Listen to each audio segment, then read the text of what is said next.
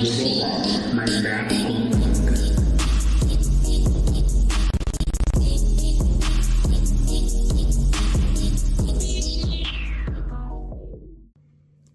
Salut les magiciens, une nouvelle petite présentation de deck fun que j'ai appelé donc le Farfadeck.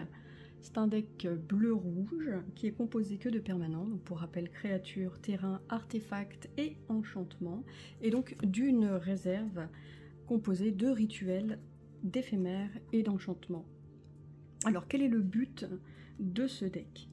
C'est très simple, ce deck il va reposer essentiellement sur la carte Aperçu de demain, qui permet en fait de littéralement switch ce que vous avez sur le terrain contre d'autres permanents de votre bibliothèque. Donc, en fonction du nombre de permanents que vous avez sur le terrain, eh bien vous allez les remélanger à votre bibliothèque, et dans ce cas-là, vous allez pouvoir dévoiler autant de permanents que vous avez mélangés à votre bibliothèque. Donc supposons un instant que vous avez 4 terrains, un artefact et une créature, eh bien ça fait 6 permanents. Eh bien ces 6 permanents vont pouvoir être remélangés. En contrepartie, vous révélez les 6 premières cartes de votre bibliothèque et vous les posez directement sur le champ de bataille. Alors imaginez un petit peu, ça peut être complètement démentiel puisque vous pouvez dévoiler des créatures qui sont relativement mouse costaud, évidemment, que j'ai rentré dans mon deck, typiquement comme le Cavalier des Bourrasques, qui est une 5/5 vol, qui dit que elle, quand elle arrive sur le champ de bataille, je pioche 3 cartes, et je mets ensuite 2 cartes de ma main au-dessus de la bibliothèque. Donc si dans ma main, j'ai des cartes typiquement comme le combustible Giruk, qui est une 6/6, je vais pouvoir la poser au-dessus de la bibliothèque, et lors de la révélation des cartes que je dois poser sur le champ de bataille, pouf, elle arrive. J'ai même pas besoin de payer son coût. Ce qui est quand même plutôt pas mal. Alors le but, le but de ce deck a été un peu concentré en gros sur l'aperçu de main qui me permettra de faire ça. Encore une fois, il y a toujours un facteur chance. Maintenant, voilà, j'ai rentré pas mal de cartes, de grosses cartes exprès pour pouvoir les jouer sans payer leur coût de mana. Évidemment, vous pouvez mettre n'importe quelle carte dans ce deck, hein. N'importe quel permanent qui vous intéresse, car grâce à l'aperçu de main, le but c'est de les poser gratuitement. Mais pour que cela arrive, on va devoir utiliser donc cette réserve composée de 15-15, dont l'aperçu de demain, Ancestrale Vision, qui elle permet à un joueur de piocher 3 cartes, et puis la volonté de Gaïa, qui permet donc de jouer des terrains et lancer des sorts depuis le cimetière. Donc moi j'ai mis ces cartes là, il y en a d'autres, mais en soit le but étant de mettre ce que vous voulez, mais il faut absolument conserver l'aperçu de demain. Vous me direz, ouais super, j'ai une réserve, c'est super cool, mais comment on y accède à cette réserve? Bonne question. Eh bien, moi dans ce deck, j'ai mis l'incroyable, la magnifique Fée des Souhaits. Ah. Alors c'est un permanent déjà, et que fait notre Fée des Souhaits? Pour 2 manas dont un bleu, vous avez donc déjà une potentielle 1/4 volante, et puis mais la particularité de cette carte en gros, c'est de la jouer pour son coup d'aventure, donc qui est de 4 manas dont un bleu. Alors qu'est-ce que c'est que le coup d'aventure de cette carte là?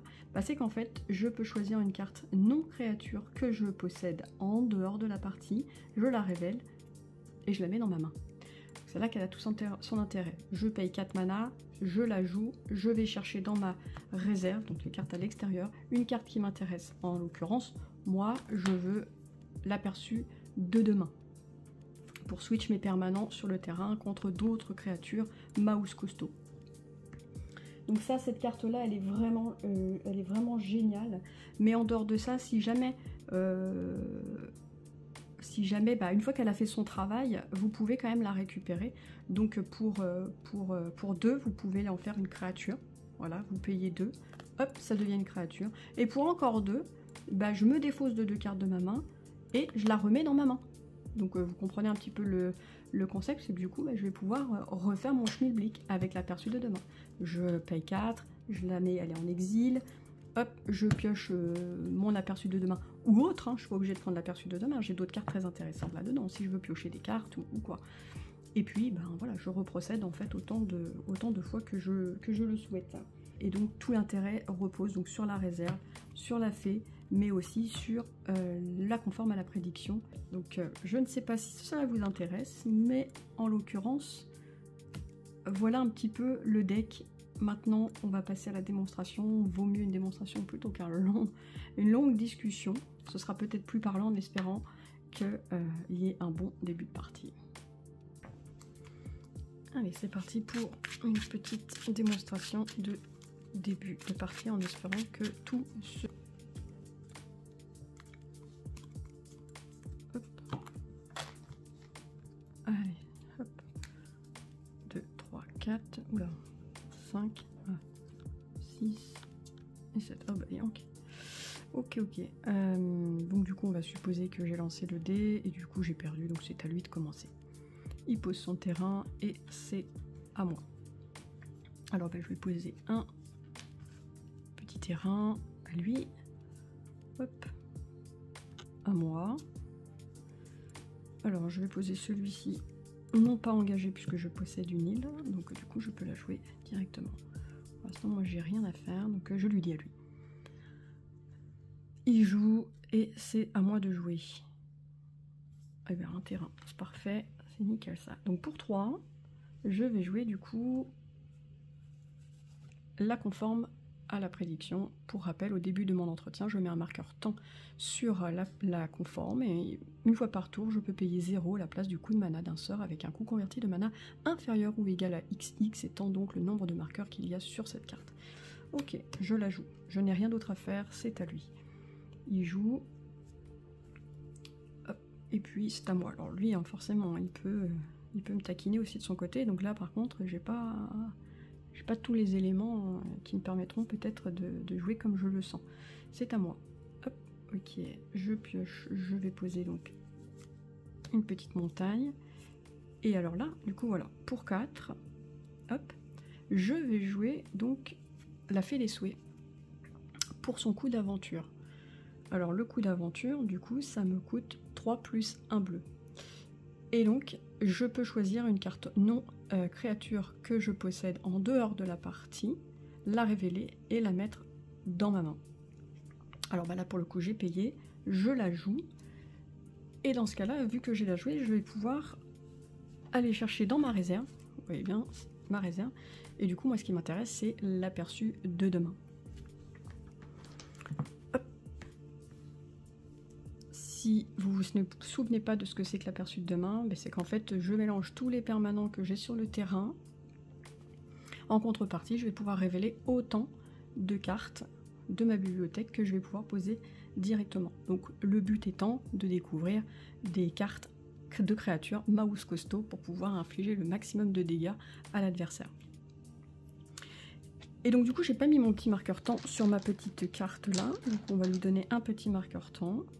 Ce qui change absolument rien puisque de toute manière une fois par tour je peux payer 0 à la place du coût de mana d'un sort avec un coût converti de mana inférieur ou égal à X. Bon, j'ai un marqueur donc c'est 1 ou moins. En soit je vais pouvoir jouer du coup l'aperçu de demain. Ce qui fait que j'ai combien de permanents? 1, 2, 3, 4 et un 5. Donc hop, je vais les enlever. Et à la place, alors ça c'est ma main, hein. Et à la place, je vais les remélanger à la bibliothèque. Voilà. Hop, ça va sur le côté. Et maintenant, je révèle donc 5 cartes. Alors, un petit construit zélé, une 3-3 célérité. Donc, quand elle arrive sur le champ de bataille, j'acquiert le contrôle du permanent ciblé jusqu'à la fin du tour. Et je la récupère. S'il a une grosse carte, ça m'arrangerait. Et puis, elle a aussi la célérité. Et ensuite, bah, je lui rends. Hein. Alors, ça fait 1, 2. Super. Alors, ça, c'est une 5-5 qui vole, qui dit que ça, c'est top. Là, vraiment, top du top. Parce que le cavalier des bourrasques, qui est une volante 5-5, quand elle arrive sur le champ de bataille, je pioche 3 cartes. Et ensuite, je mets 2 autres cartes sur le dessus de ma bibliothèque. Quel est l'intérêt? Bah justement, moi je vais poser déjà ma 5-5. Dans ma main, j'ai des cartes qui sont qui sont costauds ou pas. On verra juste après. Bah, le but en fait c'est de me défausser de ces 2 cartes de ma main pour les mettre au-dessus de la bibliothèque. Et ensuite bah, j'ai encore quand même 3 révélations à faire, puisque j'en suis qu'à 1, 2 et moi j'ai 5 à faire. Donc c'est ce que je vais faire, je vais piocher mes 3 cartes. 1, 2 et 3. Voilà, et j'en remets 2 au-dessus de ma bibliothèque. Donc ça demande un petit peu de réflexion. Évidemment, je n'ai pas de mouse costaud, mais enfin en soit, on va la faire comme ça. Hop, je vais poser, remettre une, le Purphoros, et puis je vais mettre bah, du coup le mage de l'esprit. Voilà, donc je révèle, j'en suis à 2 cartes révélées, je continue ma petite affaire. Bon, on sait ce que c'était puisque je viens de la mettre, le mage de l'esprit, qui est une 4-5. On va pas détailler ce qu'elle fait, c'est pas l'intérêt. Et voilà, ma 4e révélation, donc le Purphoros, par contre, elle a intérêt, c'est que c'est une 7-6. Tant que la dévotion rouge est inférieure à 5, ce n'est pas une créature, elle est indestructible. Par contre, elle donne à toutes mes autres créatures la célérité. Et ça, c'est important. Et ma dernière, eh ben, parfait, une 4-4 qui vole. À chaque fois que je pioche une carte, je crée un jeton 1-1 bleu, rouge, insecte, avec le vol et la célérité. Bon, en gros, là, j'ai eu un super bon début de partie. Lui, donc déjà, je vais acquérir la créature. S'il en a une, je vais l'acquérir, parce que ça lui fera des dégâts supplémentaires. S'il en a qu'une, ça m'arrange totalement. Et alors, et ben là, j'attaque. Donc là, je mettrai potentiellement 4, 9, 12... 16, elles ont toute la célérité, 16, et puis bah, potentiellement la carte qui est en face. Donc, en gros, je pense que je peux l'achever. S'il n'a pas de défense, s'il n'a rien pour gérer, il est mort. Donc voilà un petit peu le concept de ce jeu-là. Franchement, ça s'est super bien passé. Ça aurait pu mal se passer aussi, parce que bah, c'est aléatoire. Là, cette carte-là, elle est juste folle, parce que du coup, elle permet quand même de bien gérer la situation. Donc c'est super top si je la pioche au niveau de la révélation, c'est vraiment génial. Donc voilà, bon, vous avez fait, vous avez vu un petit peu à quoi ressemble ce deck. Je pense que c'est pas utile de voir plus, vous avez compris un petit peu le concept. Après il y a des cartes très intéressantes que j'ai mises aussi dans le deck, mais bon, je mettrai la decklist forcément en fin de vidéo. Voilà. Si ce deck vous intéresse, bah, vous trouverez la decklist dans la description de la vidéo. Évidemment, vous l'adaptez à votre contenance. Vous n'hésitez pas à la critiquer, à juger, poser des questions et j'y répondrai avec grand plaisir. Pensez juste à vous abonner, à liker, à suivre et partager. Voilà, je vous dis à tout bientôt pour de nouvelles vidéos de deck fun. Et puis... ciao les magiciens! Ciao ciao ciao!